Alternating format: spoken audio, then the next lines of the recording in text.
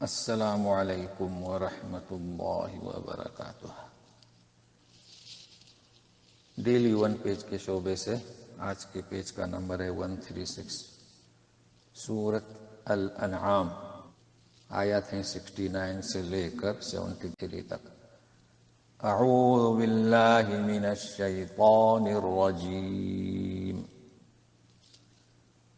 وما على الذين يتقون من حسابهم من شيء ولكن ذكرى لعلهم يتقون۔ جو لوگ پرہیزگار ہیں ان پر ان کے حساب میں سے کچھ بھی بوجھ نہیں،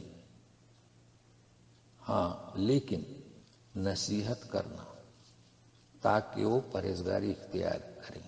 اس آیت کا ربط گزشتہ صفحے کی آخری آیت سے ہے کہ جو لوگ اللہ کی آیات میں عیب جوئی کرتے ہیں ایسی مجلس میں آپ نہ بیٹھیں بلکہ ہٹ جائیں، یہ کہا جا رہا تھا۔ اب وہ جو عیب جوئی کر رہے ہیں اس کا پرہیزگاروں پر کوئی بوجھ نہیں، ہاں لیکن اہم پہلو ہے کہ آپ ان کی مجلس کو چھوڑیں، انہیں ترک کریں، لیکن جب بھی موقع ملے نصیحت کو ترک نہ کریں۔ یہ بہت اہم پہلو ہے۔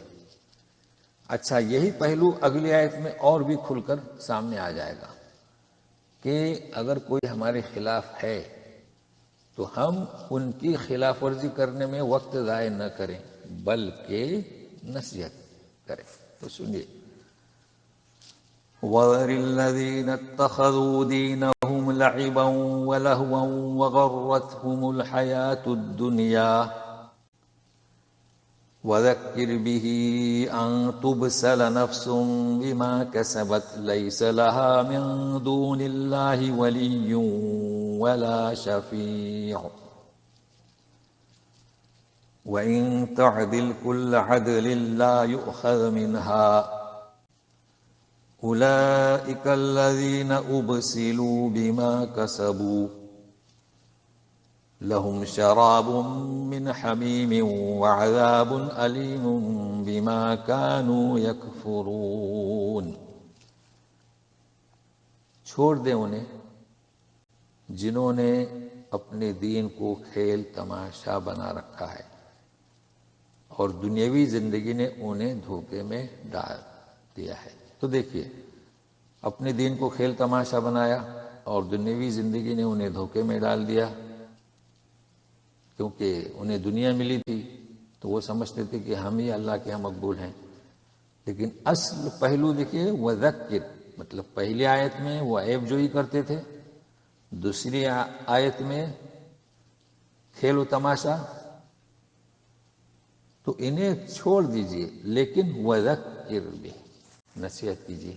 اس پہلو کی طرف میں توجہ دلانا چاہتا ہوں کہ جو اسلام مخالفین ہیں ہم ان کے پیچھے اپنا وقت ضائع نہ کریں، نہ الجھیں، بلکہ کیا کریں، موقع مناسب نصیحت کرتے رہیں بس۔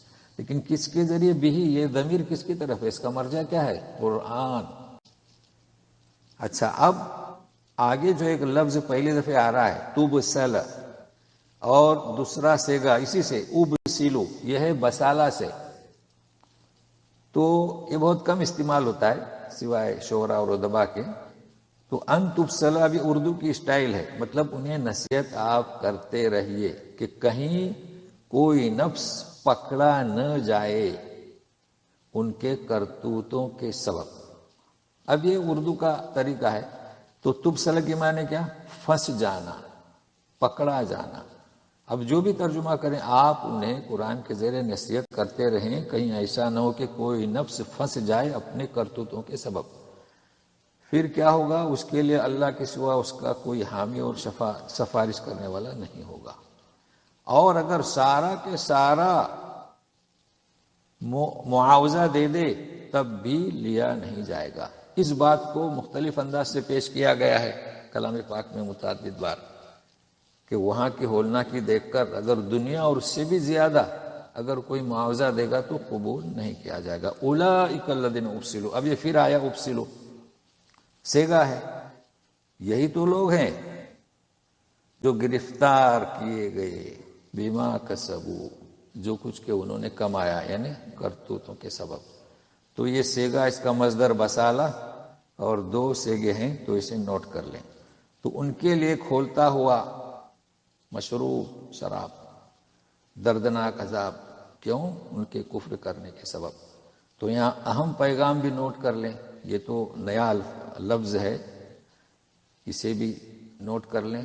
اور جو خاص پہلو ہے جس کی طرف میں لوگوں کو توجہ دیتا ہوں کہ اپنا وقت دشمنوں کے پیچھے ضائع نہ کریں، نہ الجھیں، بلکہ وقت مناسب انہیں نصیحت کرتے رہیں. نصیحت ترک کرنا کہیں نہیں کہا گیا. اب مزید سنیے. قل اندعو من دون اللہ ما لا ينفعنا ولا يضرنا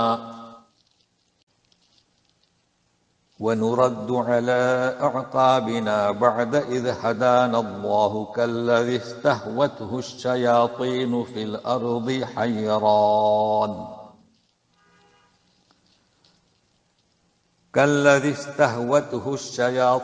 في الأرض حيران له أصحاب يدعونه إلى الهدى ائتنا قل إن هدى الله هو الهدى وَأُمِرْنَا لِنُسْلِمَ لِرَبِّ الْعَالَمِينَ. کہہ دیجیے کہ کیا ہم پکاریں اللہ کے سوا کو؟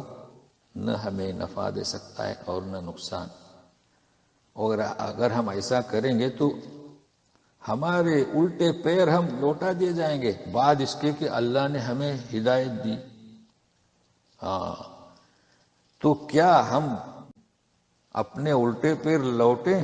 کالذی، اب مثال دی جا رہی ہے، استہوتہ، کالذی استہوتہ الشیاطین، کہ شیطانوں نے اسے بہرا کر دیا زمین میں، تو حیران ہے، پریشان ہے.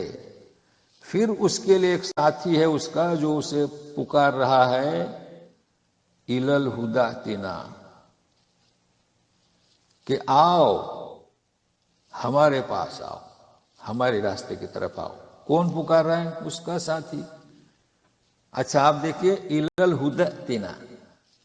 اب ہم یوں کہیں گے کہ الی الہدی آؤ، ایتنا ہمارے پاس آؤ. تو یہ گرامر ہے، اگر آپ ہدا پر رک گئے تو ائتنا نہیں بلکہ ایتنا.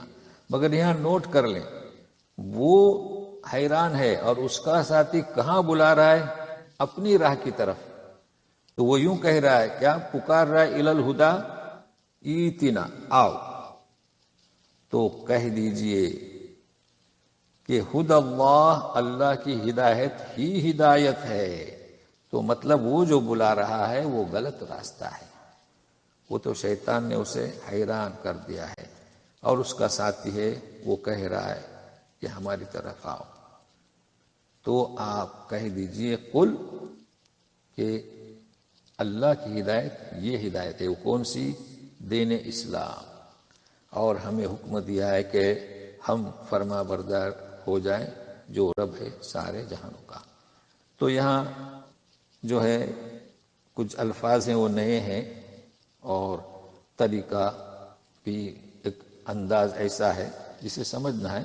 تو انشاءاللہ آپ کے سمجھ میں آ چکا ہوگا کہ یہ کہا جا رہا ہے کہ ہم اللہ کے سوا ہم کسی کی پرستش نہیں کر سکتے. اور پھر مثال دے رہی ہے کہ اگر ہم نے کیا تو ایسا ہوگا کہ جسے شیطانوں نے بے راہ کر دیا، اور اس کا ساتھی اسے پکار رہا ہے. لیکن اصل ہدایت کون سی؟ اسلام کی. جی تو اب سنیے، وَأَنْ أَقِيمُوا الصَّلَاةَ وَاتَّقُوهُ وَهُوَ الَّذِي إِلَيْهِ تُحْشَرُونَ. اور یہ کہ مومنو نماز قائم کرو، اس کا تقوی اختیار کرو، وہی ہے اس کی طرف تمہیں اکٹھا ہو کر جانا ہے. یہ ہے اصل نماز کو قائم کرنا، پرہیزگاری اختیار کرنا. پھر مزید بتایا جا رہا ہے وَهُوَ الَّذِي خَلَقَ السَّمَاوَاتِ وَالْأَرْضَ بِالْحَقِّ وَيَوْمَ يَقُولُ كُن فَيَكُونُ قَوْلُهُ الْحَقُّ وَلَهُ الْمُلْكُ يَوْمَ يُنفَخُ فِي الصُّورِ عَالِمُ الْغَيْبِ وَالشَّهَادَةِ وَهُوَ الْحَكِيمُ الْخَبِيرُ۔ وہی تو ہے جس میں آسمان و زمین کو بنایا برحق۔ اب یہاں بھی توجہ دیں، آسمان و زمین کو بنایا برحق، اور جس دن کہے گا کہ ہو جا تو ہو جائے گا، تو آسمان و زمین تو ہو گئے۔ چونکہ کئی جگہ کچھ دقتیں ہیں تو میں وہاں کوشش کرتا ہوں سمجھانے کی۔ بھائی آسمان و زمین تو بنا دیے، پھر کیا ہو جا، وہ تو ہو گئے، ہاں اسے سمجھنا ہے۔ تو وہ تو بنا دیا، اب جب قیامت کا دن ہوگا، اس کے فیصلہ کا دن ہوگا، تو جس طریقے سے بنایا ہے تو جو اللہ تعالیٰ کرنا چاہتا ہے کٹھن معاملے میں، جو قیامت کا دن ہے، جو بھی وہ کہے گا ہو جا تو ہو جائے گا، اور اس کی بات بالکل صحیح ہے، درست ہے، اور ساری ملک اسی کا ہے۔ تو جس دن پھونکا جائے گا سور میں، تو سلطنت کس کی؟ اسی کی۔ وہی غیب کو اور ظاہر باتوں کو جاننے والا ہے، اور وہ حکیم اور خبیر ہے۔ تو اس صفحے پر اللہ تعالیٰ کی یہ جو آخری آیت ہے، اللہ تعالیٰ کی قدرت کاملہ کو پیش کیا جا رہا ہے۔ تو اس کے مشکل الفاظ کو میں نے حل کر دینے کی کوشش کی ہے، تو انشاءاللہ پھر ملیں گے۔ والسلام علیکم ورحمۃ اللہ وبرکاتہ۔